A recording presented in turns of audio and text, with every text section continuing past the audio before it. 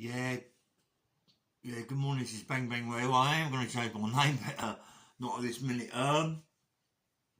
Yeah, I was talking about yesterday about me being a kid and I've been abused, but there's a little bit more. My mate Alex phoned me yesterday.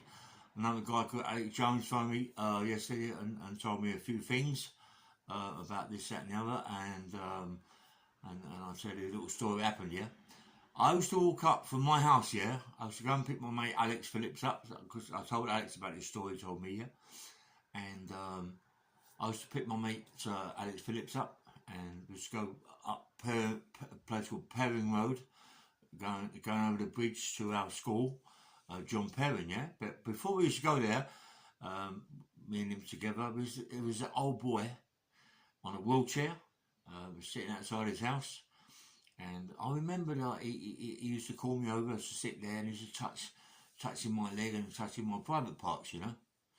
And I don't forget I've already been sexually abused as a child. It's already gone through my head. I'm about now 9, 10, and and he's taking the piss, mate.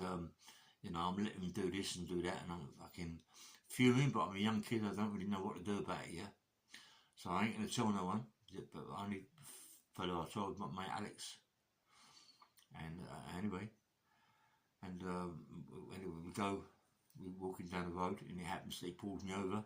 I'm with my friend, and he goes, "Come on, pull away," pulls me away, and we decided to fucking um, make it our thing to sort this guy out, yeah. And don't forget, we're only 10, we're only 11. There's about 5 or 6 of us, yeah, all together with my mates, and we all got together, and this old boy sitting outside his house, and we're all playing the games, and all he needs to come in my place, and all we go, okay, we take him in the wheelchair, we get in his fucking in his place, and we batter him, we smash him to pieces, we bash him up. With 10 years of age, 10. And it's not. We can't allow it now. We can't allow this to happen no more. And we bash him up. We bash him up really, really bad. We nick all his money out of his purse. He's got a little purse, nick his money out, and we run out. He can't call the police. He can't do nothing. We know that. And he never ever was outside his place ever again. But then we decided as kids, yeah, we're 10, to see if we can do it again. We see if we can find people like that, yeah. To see if we can find people that hang around schools and people like this who want to call kids over. And in them days, it seemed to be a thing that used to happen all the time. And anybody that done it, so my mates, there's 5 of us, we used to sort it out, yeah. And this is really how I started my being a vendetta in a way, you know, and being vendettas and getting people back for what they've done, what they've done to me, yeah. And and when you start doing these sort of things, yeah, a big vendetta, I've got to get back to you what you've done, hurting people, that mucking about with kids, finding out about other kids. I mean, 10, 11 years of age, and we're fucking we're a little gang. We ain't allowing it, you know what I mean? And my mate was telling me about it the other day, and I thought I'd put it on my podcast. I did remember bits and pieces, but not as much as what he told me. How he was going about things and going over the parks, and 2 or 3 of us walking by, old men and all these sort of things, and the old boy saying sit down and all this and talking about filth, and then these people that get obliged. These people that get obliged by you're only young, but a lot of you can do a lot of damage, yeah? You can do a lot of damage, all hitting people with whatever you can pick up, you know? Why should they get away with it, you know what I mean? And it's gone through my life. This has happened through my life. Things have happened in prison where I've really, really hurt people, have been sex offenders to children and them sort of things, and to girls and all that, you know. But obviously that's going to go through my life, and I'll tell you more about these things.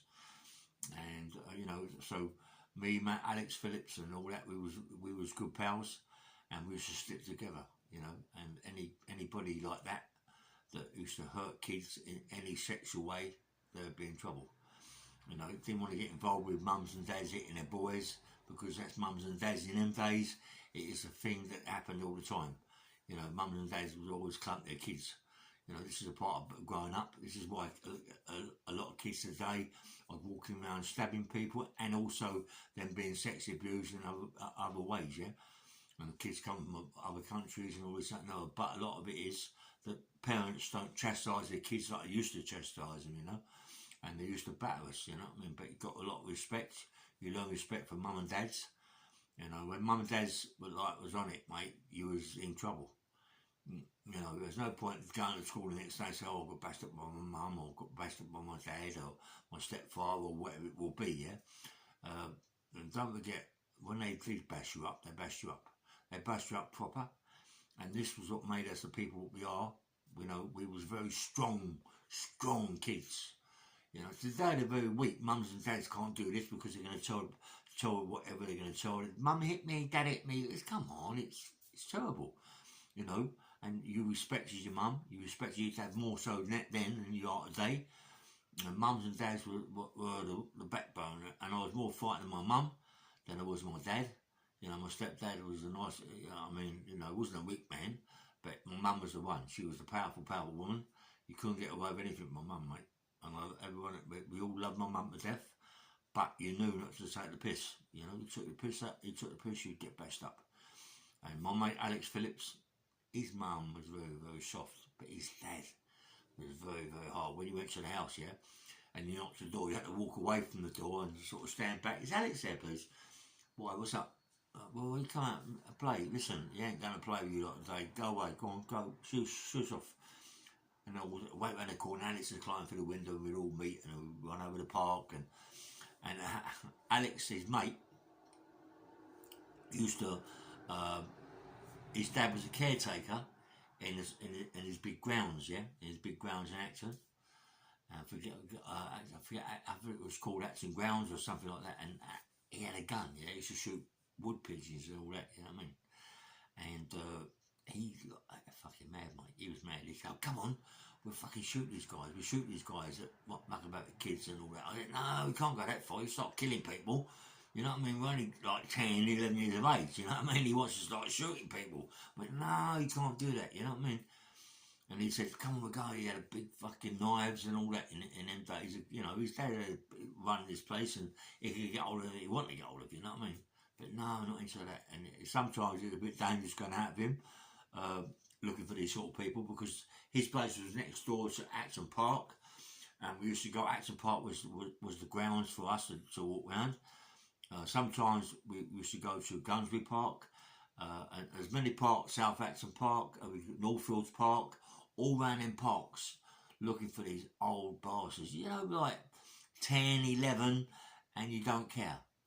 And you're growing up, You really got to remember, I've been sexy abused really, really bad, and it made me become a man very quick. A lot of these other boys have been sexually abused by whoever they've been sexually abused with, and they become proper men, proper hard people that want to hurt people that do this to other kids. It's normal, you know, but imagine if it was like 16, 17, 18 years of age, you'd be killing people. But, you know, you do when you get in prison, it's a different thing. But out on the road, we was just sit together. It was like a little gang really. It was a proper little gang, you know. Well, like that film like Once Upon a Time in America, you've seen it, when they all stick together. That's what we was like, you know. And obviously you had kids there that would bully kids, and we used to run away from them and hide, and then come back later and bash a couple up and run away, and them sort of things. You know, that film brought back memories. Once Upon a Time in America, that was sort of, we was like that as kids. I mean, a lot of my mates, when we used to go to school, John Perrin, you know, we was like stickers, yeah. My brother Keith, he was a lot older than me. He didn't really get involved in anything. He didn't know anything that we was up to. We was always little fuckers, you know, little breaking into shops and things like that, and you know, doing silly things, but as kids do. We became a little gang. That was looking for these paedophiles. We didn't know they was called paedophiles in them days. We didn't know what paedophile meant. But now, obviously, we know what they are, paedophiles, and we was looking for them, yeah. And we was looking for the people that just play around with kids' willies and all them sorts of things, and they ain't getting away with it, mate. They ain't getting people to sit in their laps and play around them. They ain't getting away with it. We ain't letting people to get away with it. 10, 11, who gives a fuck how old we are? Who gives a fuck how old we are? We ain't letting people get away with that. Doing these things to us, you know, and to other kids, yeah. This is part of grown up and we grew up very, very fast and become a gang, you know, we become a gang, and you're walking around together, and it doesn't matter, believe me, 5, 10-year-old kids with a little gang is a bit of a handful. I don't give a monkey's, mate. We were a handful, and we didn't really give a fuck about other people, you know, and you've got to remember that I went through a lot in my life being sexually abused.